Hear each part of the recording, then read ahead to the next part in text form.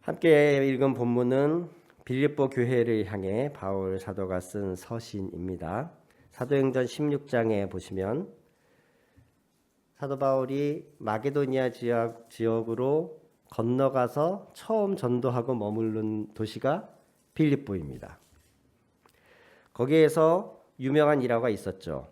사도 바울이 귀신 들린 한 여종에 하도 귀찮게 쫓아다니니까 그 귀신 들린 여인에게서 귀신을 쫓아냈는데 하필 그 여인은 그 귀신 들림으로 인하여 점을 잘 쳐가지고 그 여인의 주인에게 금전적으로 큰 이익을 남기던 사람이었던 거예요. 근데 그 여인이 귀신이 쫓아내지고 나니까 더 이상 점을 못 치지 않겠습니까? 그래서 그 주인이 화가 나서 바울과 실라 그들을 감옥에 가두게 되죠. 그래서 밤에 바울과 실라가 함께 기도하고 찬송할 때에 옥터가 흔들리고 옥문이 열리는 그런 놀라운 기적의 사건이 있었던 곳, 거기가 빌립보입니다. 이 빌립보 교회는 고린도후서 8장에 보면 예루살렘 교회가 가뭄으로 매우 극심한 어려움에 처했을 때 자기들도 어려운 가운데 있지만 그래도 믿음의 동역자 예루살렘 교회를 돕기 위해서 극심한 가난 가운데에서 기쁨으로 풍성한 연보를 하였다. 이렇게 기록되어 있어요. 자기들도 극심한 가난 가운데 있지만 기쁨으로 풍성한 연보를 하였다. 이렇게 바울로부터 칭찬받던 교회입니다.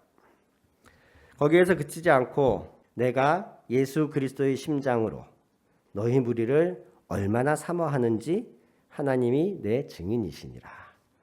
1장 8절에 그렇게 기록되어 있어요. 빌립보 교회가 사도 바울로부터 전도를 받고 교회가 세워진 것에서 그치지 않고 그 교회는 세워지자마자 사도 바울의 사역에 함께 참여하고 사도 바울의 선교를 후원했던 교회예요. 그래서 바울은 그들을 특별히 더 아꼈고 너희 무리를 그리스도의 심정으로 내가 사모한다. 이렇게까지 표현하는 교회입니다. 그런 교회를 위해서 오늘 사도 바울은 내가 기도하노라 이렇게 시작해요. 이렇게까지 사랑이 넘치고 아끼는 교회를 위해서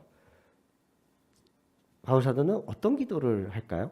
우리 한번 들어가 보면 9절에서 11절을 총 두 단락으로 나눠서 이해를 하시는 것이 문맥 이해에 도움이 됩니다. 그 두 단락을 나누는 기준은 또예요. 또 10절 중반에 또라는 단어가 있죠. 그 또를 기준으로 9절부터 10절 전반절까지가 하나의 기도 제목이고요. 또 이후가 또 다른 하나의 단락이 됩니다. 그래서 보시면 9절 내가 기도하노라 너희 사랑을 지식과 모든 총명으로 점점 더 풍성하게 하사 너희로 지극히 선한 것을 분별하게 되기를. 이게 첫 번째 기도 제목이에요. 너희의 사랑이 지식과 총명으로 더 풍성해져서 지극히 선한 것을 분별하는 그 수준에 이르기를 내가 기도한다. 또 그리고 두 번째 진실하여 허물 없이 그리스도의 날까지 이루고 예수 그리스도로 말미암아 의의 열매가 가득하여 하나님의 영광과 찬송이 되기를 내가 기도한다. 이렇게 두 단락으로 나눌 수 있습니다. 앞에 부분은 현재 빌립보 교회를 위하여 하는 기도라면 너희 안에 현재 이런 일이 더 일어나기를 사랑 더하기 지식과 총명하여서 지극히 선한 것을 잘 분별하는 그러한 수준 있는 성도가 되기를 내가 기도하고 있고, 뒤에 단락은 그것의 결과와도 같습니다. 10절 전반절과 9절처럼 바울이 기도하여서 빌립보 교회가 최종적으로 그리스도의 날까지, 그리스도의 날은 마지막 때 주님이 다시 오실 그날을 의미해요. 주님이 다시 오셨을 때 너희 빌립보 교회가 진실하여 허물 없는 모습, 그리고 의의 열매가 가득하여 하나님의 영광과 찬송이 되는 모습, 그런 교회로 남기를, 마지막 때 주님이 올 때 너희가 그런 모습이기를 내가 기도한다. 이렇게 되는 것이죠. 오늘은 앞부분 그 전반절의 기도 제목을 보고자 합니다. 사도 바울이 이렇게 이야기합니다. 너희 사랑을. 지금 빌립보 교회는 꽤 사랑이 많은 교회예요. 바울을 아끼고 있고 바울을 섬기고 있고 바울을 후원하는 교회고 예루살렘 교회를 위해서 힘들지만 자신들의 힘듦에도 불구하고 풍성한 연보를 하는 교회예요. 좋아요. 그 사랑이 있다는 거 너무 아름답고 너무 좋아요. 근데 사도 바울이 그 사랑에 더 추가하기를 원하는 게 있어요. 그게 뭐냐면 지식과 총명이에요. 지식은 헬라어로 에피그노시스라는 단어를 사용합니다. 그노시스라는 단어 자체가 본래 지식이라는 뜻이에요. 이성, 지식. 그런데 앞에 붙은 에피라는 단어는 뭐뭐 위에라는 의미가 있어요. 지식은 지식인데 위에 있는 지식, 더 높은 지식, 완전한 지식, 그런 의미가 되는 거예요. 그래서 에피그노시스라는 단어를 성경에서 사용할 때는 주로 하나님을 아는 지식 또는 하나님을 통해 성령을 통해 배우고 깨달은 지식을 말할 때 에피그노시스를 사용합니다. 너희의 사랑에 이러한 에피그노시스가 더 있기를 내가 기도한다. 고린도전서 2장 12절에 바울이 그렇게 말해요. 하나님께서 우리에게 은혜로 주신 것들을 알게 하려 함이라. 알게 하려 함이라 할 때 이 알다라는 단어가 에피그노시스와 같은 어원을 가진 단어예요.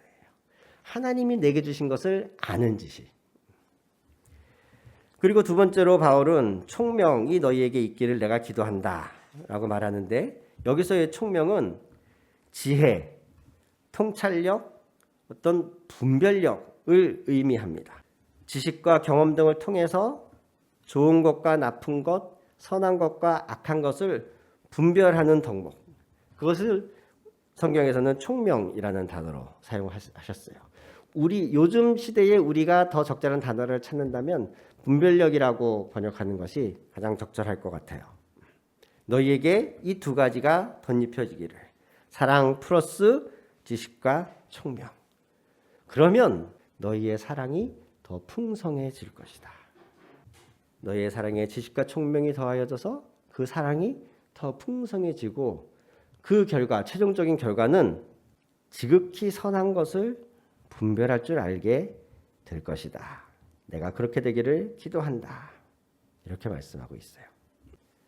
지극히 선한 것은 현대인의 성경이나 새번역에서는 가장 좋은 것 또는 최선의 것이라고 번역하고 영어 성경에서는 What is best라고 번역을 합니다. 이것을 하나의 공식처럼 만들어서 우리가 본다면 사랑에 지식과 총명을 더해서 그 사랑이 더 풍성해짐으로 말미암아 결과적으로 성도들이 가장 좋은 것을 분별할 줄 알게 되는 것. 이것이 지금 빌립보 교회를 향한 사도 바울의 기도예요. 사랑은요, 기본적으로 우리 안에 있죠. 거기에 더해서 우리가 그리스도 예수를 알게 되고 예수 그리스도가 우리를 얼마나 사랑하는지를 배우면서 그리스도의 사랑에 대해서도 우리는 알게 됩니다. 이 사랑이 교회 안에서 성도들 간에 또는 교회 밖으로 흘러가는 것이 당연하고 마땅합니다. 그런데 사도 바울은 이미 그렇게 하고 있는 빌립보 교회를 향해서 덧붙이기를 그 사랑의 지식과 총명을, 지식과 분별력을 너희가 더하기를 내가 기도한다 라고 말하는 거예요. 사랑은 더 풍성해질 수도 있고 그 사랑이 쪼그라들거나 소멸될 수도 있습니다. 그런데 사도 바울은 말하길 그 사랑이 풍성해질 수 있는 조건으로 지식과 총명, 지식과 분별력을 이야기하고 있는 거예요. 빌립보서 2장에 보면은 이 마음을 배우라 그러면서 예수 그리스도의 낮아지심에 대해서 사도 바울은 이야기합니다. 그는 근본 하나님의 본체셨으나 우리와 같은 인간이 되셨다. 자기를 낮추시고 죽기까지 복종하셨다. 지금 읽은 1장 조금 뒤로 가면 바로 이 내용이 기록되어 있어요.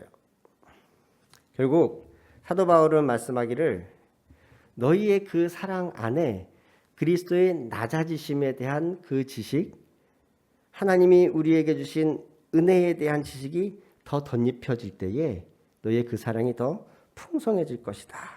이렇게 말씀하고 있는 거예요. 이것뿐 아니라 성경은 예수님은 우리에게 다양한 방식의 사랑을 가르치십니다. 우리가 어린아이들과 같이 되지 아니하면 결코 천국에 들어갈 수 없다. 또한 한 사람이 두 주인을 섬기지 못하니 하나님과 재물을 겸하여 섬길 수 없다. 누구든지 눈에 보이는 바 형제를 사랑하지 아니하고 하나님을 사랑할 수 없다.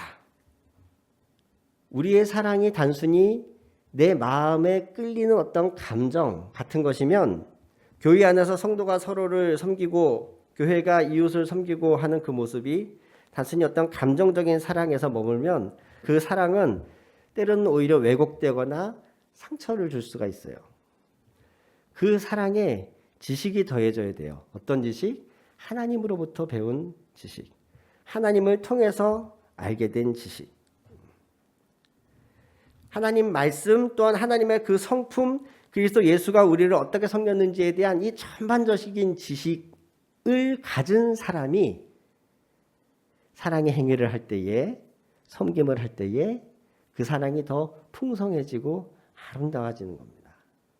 그저 내가 섬기겠다고, 내가 열심히 하겠다고 하는 그 열심으로 그 사랑이 아름다워지는 것이 아니고 하나님으로부터 배운 지식과 그리스도를 닮은 성품을 가진 사람, 그 사랑, 우리에게 필요한 사랑은 그런 것이에요. 더 나아가서 우리에게는 분별력, 총명이 필요합니다. 예를 들면 잠언 27장 14절에 이런 말씀이 있어요. 이른 아침에 큰 소리로 자기 이웃을 축복하면 도리어 저주같이 여기게 되리라. 이른 아침에 큰 소리로 옆집 배를 띵동 하고 눌러가지고 사랑합니다, 축복합니다 이러면 이건 사랑도 아니고 축복도 아니고 저주같이 여겨지리라. 그 행위가 나빠서 그런 걸까요? 아니에요. 상황에 대한 분별력이 없어서 그런 거죠. 이른 아침이란 시간은 그런 걸 해서는 안 되는 때인 거예요. 그냥 푹 자게 내버려 두는 게 오히려 진정한 사랑의 모습인 거죠. 작년에 터키에서 지진이 났었습니다. 저희 교회에서도 일정 액수의 성금과 구호 물품을 많이 보냈었습니다. 그런데 그 구호 단체에 접수된 상당수의 물품들이 폐기되거나 반송되었다 그래요.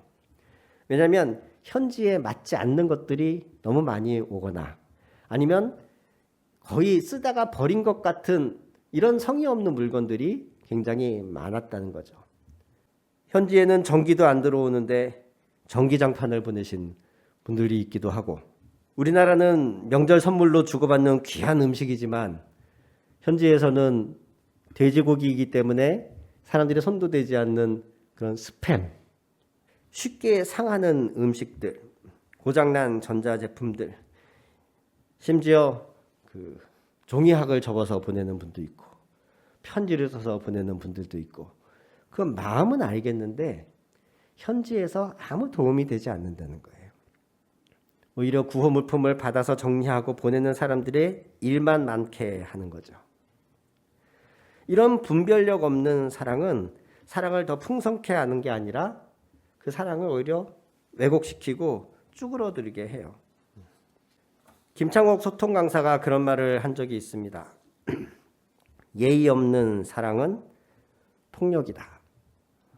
상대가 무엇을 원하는지, 이 상황이 지금 상대에게 맞는 것인지 그것을 분별하지 않고 내가 주고 싶으니까, 내가 하고 싶으니까 일방적으로 내가 베푸는 사랑, 그것은 폭력이라는 거예요. 그것의 대표적인 케이스가 스토킹이라는 거죠. 스토킹하는 사람들은 다 그렇게 말합니다. 내가 널 얼마나 사랑하는데 너를 보지 않고는 견딜 수가 없어. 너의 숨소리를 항상 듣고 싶고 항상 네 옆에 있고 싶어. 이러면서 상대가 원하지 않는 그 사랑을 끈질기게 베푸는 것. 그것이 스토킹 아니겠습니까? 이러한 분별력 없는 사랑, 혹 우리 교회 안에서도 그런 것들이 있지는 않은지 우리는 돌아보아야 됩니다. 또한 우리는 잘못된 이해와 해석 때문에 우리의 사랑을 축소시키거나 우리의 사랑이 소멸되기도 합니다. 사무엘상 18장에 이스라엘의 초대 왕 사울이 다윗을 향해 품는 마음에 대해서 이렇게 기록하고 있어요. 사무엘상 18장 7절에 블레셋과의 전쟁을 마친 뒤에 승전하여서 기쁜 마음으로 왕과 다윗과 여러 군인들이 행군해서 돌아오는데 많은 사람들이 이렇게 외칩니다.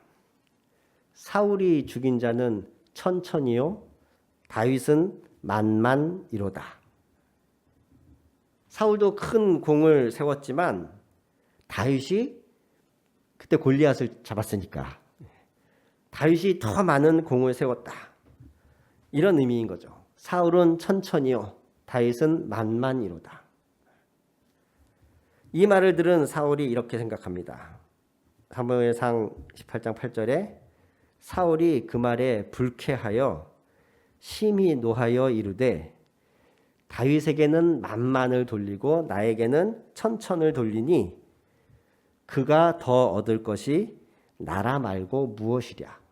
여기서 그는 다윗이죠. 사울 왕보다 더 많은 명성을, 더 많은 칭찬을 듣고 있잖아요. 그러면 이대로 간다면 다윗이 더 얻을 것이 나라 말고 무엇이랴. 이대로 가다간 저 다윗이 내 왕좌를 빼앗아 가겠구나 라는 생각이 든 거예요. 아무도 그렇게 말하지 않았는데 사울은 그렇게 혼자 생각을 하는 거예요. 그때부터 이 잘못된 해석을 갖게 된 사울은 다윗을 시기하고 질투하고 끝내는 죽이고까지 하죠. 전에 읽었던 어떤 유머집에 이런 말이 있었습니다. 어느 곤충학자가 실험 일지를 적고 있었습니다. 그날은 메뚜기를 가지고 실험을 하고 있었어요. 메뚜기를 책상 위에 놓고 뛰어! 그랬더니 메뚜기가 풀쩍 뛰더랍니다. 그 메뚜기를 잡아다가 이번에는 메뚜기의 다리를 똑 분지른 다음에 뛰어! 그랬더니 메뚜기가 뛰지 못했어요. 그날 이 실험 일지에 곤충학자가 뭐라고 적었냐면 메뚜기는 다리가 부러지면 귀가 안 들린다. 이해되세요? 메뚜기는 다리가 부러지면 귀가 안 들린다. 처음에는 뛰어 그랬더니 메뚜기가 뛰었단 말이에요. 근데 다리가 부러진 다음에 뛰어 그랬더니 메뚜기가 못 뛰어요. 그걸 이 곤충학자는 스스로 어떻게 생각한 거예요? 처음에는 내가 뛰라는 말에 반응해서 이 메뚜기가 뛰었는데 다리가 부러진 뒤에는 내가 뛰라고 해도 이 메뚜기가 못 듣는구나. 그래서 안 뛰는구나. 그래서 그날 실험 일지에 메뚜기는 다리가 부러지면 귀가 안 들린다. 이렇게 적은 거죠. 유머예요. 실제로 누가 그러겠습니까? 같은 상황을 보는데 전혀 다른 생각을 한다는 거죠. 이러한 자의적 해석 때문에 우리는 적지 않은 문제나 또 인간관계의 어려움을 겪습니다. 저의 흑역사이기도 한데 제가 20대 때 군대를 가기 전에 늦게까지 그날은 술을 마셨어요. 그때는 제가 술도 좀 마시고 했으니까. 남녀 할 것 없이 동기들이 한 10명 모여가지고 같이 막 저를 환송해 준다고 그런 시간을 보냈는데 아마 제 기억에 그날 제 인생을 통틀어서 제일 술을 많이 마셨던 것 같아요. 정신을 잃지는 않았는데 몸을 좀 가누기가 힘들 정도였어요. 정신없는 와중에도 보니까 시간이 너무 늦은 거예요. 그때 제 안에 그런 걱정이 됐어요. 여자애들은 더 늦어지면 집에 가기 힘들어질 것 같은데 얘들은 빨리 갔으면 좋겠다. 괜히 나 때문에 여기 오래 있다가 집에 들어가는 게 어려워지면 안 될 텐데 위험할 텐데 이런 생각이 들어서 제가 막 비틀거리면서 그런 와중에도 여자애들은 가라 그래 막 그랬어요.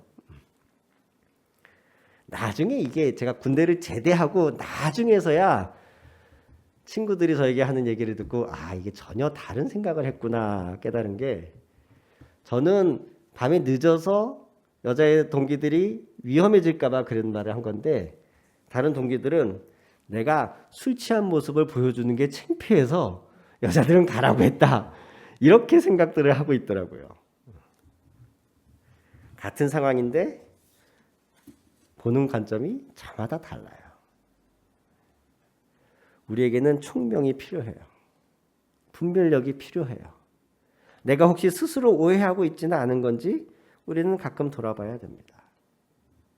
한 가지 예만 더 들어드린다면 미국에서 있었던 일이에요. 기차를 타고 가고 있는데 한 10대 후반쯤 되어 보이는 남자아이 하나가 너무 호들갑을 떨면서 아빠, 저게 하늘이에요. 아빠, 기차가 너무 빨라요. 저기 보이는 저게 산인가요? 막 이러면서 초등학교 후반쯤 되어 보는 아이가 그럼 마치 유치원생들이나 할 법한 그런 얘기들을 막 호들갑스럽게 하고 있으니까 옆자리에 있던 다른 승객이 조용히 아빠한테 이렇게 얘기를 합니다. 저 선생님, 이게 제가 주제넘는 참견일지는 모르겠는데 아드님의 상태가 좀 걱정이 됩니다. 아드님을 좀 데리고 병원에 가보시는 게 어떨까요? 아마도 이 사람은 그 아들이 어떤 정신적인 장애가 있거나 지능에 좀 문제가 있거나 이렇게 생각을 했었나 봐요. 그때 이 아이의 아빠가 이렇게 말했다고 합니다. 아, 지금 우리 아들이 병원에 갔다 오는 길입니다. 병원에서 나오는 길이에요. 이 아이가 태어날 때부터 망막에 문제가 있어서 그동안 거의 시력이 없이 지내다가 극적으로 기증자를 찾고 망막 이식 수술을 받아서 오늘 퇴원해가지고 집에 가는 길이에요. 라고 이야기를 했다는 거죠. 이 아이는 정신에 문제가 있는 것도 아니고 발달장애가 있는 아이도 아니고 그저 그 눈으로 이 세상을 처음 봐서 너무 신기해서 너무 아름다워서 그렇게 호들갑을 떨었던 것이에요. 내가 잘 알지도 못하면서 다른 사람들의 몇몇 특정 행동이나 말만 가지고 우리는 얼마나 이렇게 쉽게 다른 사람을 판단합니까? 우리의 사랑에는 이런 분별이 필요합니다. 저 사람에겐 이런 게 필요할 거야. 이런 상황에서 내가 이렇게 해야 돼. 라고 누구나 그런 생각을 하고 자기만의 기준이 있을 겁니다. 그런 기준 자체가 없으면 우리는 아예 행동이란 걸 할 수가 없죠. 그런데 그 기준을 나만 갖고 있지 말고 항상 분별을 해야 돼요. 이 상황에서 이게 맞는 건가? 저 사람한테 이것이 정말 필요한가? 저희 교회가 도움을 받으러 오는 여러분들에게 나름 도와드리려고 애쓰고 있습니다. 한 끼 식사비라도 드리려고 하고 있고 꼭 챙겨 드리려고 해요. 그렇지만 한 가지 원칙이 있어요. 술 취해서 오는 분한테는 안 드려요. 술 취해서 오는 분은 식사하시라고 돈을 드리면 100% 술 사서 드시거든요. 이런 분별력이 있어야 되는 거예요. 다른 분들 다 식사비 드리니까 그 사람도 와가지고 왜 난 안 줘요? 이럴 때가 있어요. 그래도 분명하게 말씀드려요. 쌀을 드리든가 김치는 드릴 수 있어도 돈은 안 드립니다. 식사비를 저도 드리고 싶은데 그러려면 다음에는 술 깨서 오세요. 라고 말씀을 드려요. 우리의 사랑에는 이런 분별력, 총명이 필요합니다. 그래야 우리가 하나님으로부터 배운 마음으로 그리고 상황에 맞게 상대에 맞게 잘 분별해서 우리의 사랑을 표현해야 그 사랑이 점점 풍성해지는 겁니다. 여우와 두루미 이야기에서처럼 두루미가 여우를 초대해놓고 입이 뾰족한 그런 호리병을 내놓고 마음껏 드세요 라고 하면 그것은 상대에 대한 배려가 아닌 거죠. 내 사랑이 어떤 방식으로 어떤 타이밍에 흘러가야 가장 적절한지를 우리는 그리스도의 마음을 가지고서 상황과 상대를 잘 파악하고 분석하면서 분별하면서 그 사랑을 사용해야 한다는 것이에요. 그렇게 할 때에 최종적으로 사도 바울은 말합니다. 가장 좋은 것이 뭔지를 발견하게 될 겁니다. 지식과 총명이 사랑에 더해져야 가장 좋은 것이 뭔지를 발견하게 된다는 거예요. 오늘 사도 바울이 이미 많은 사랑이 있고 자기를 잘 섬기고 있는 빌립보 교회를 향해서 그럼에도 불구하고 그 사랑에 지식과 총명이 더해져야 진정 가장 좋은 것을 분별할 수 있다. 이것이 너희를 향한 나의 기도 제목이다. 라는 이 말씀, 오늘 우리에게도 필요하고 우리 교회 안의 사랑을 더 풍성케 하기 위해서도 하나님이 우리에게 주시는 말씀이라고 믿습니다. 사랑하는 형제자매 여러분, 잘 섬기십시오. 사랑을 잘 흘려보내주십시오. 그리고 그 사랑의 지식과 총명을 더하기 위해서 늘 기도하십시오. 하나님이 우리 교회 안에 가장 좋은 것들이 무엇인지 깨닫게 하시고 그것들을 행하게 하실 줄 믿습니다. 우리 같이 기도하겠습니다.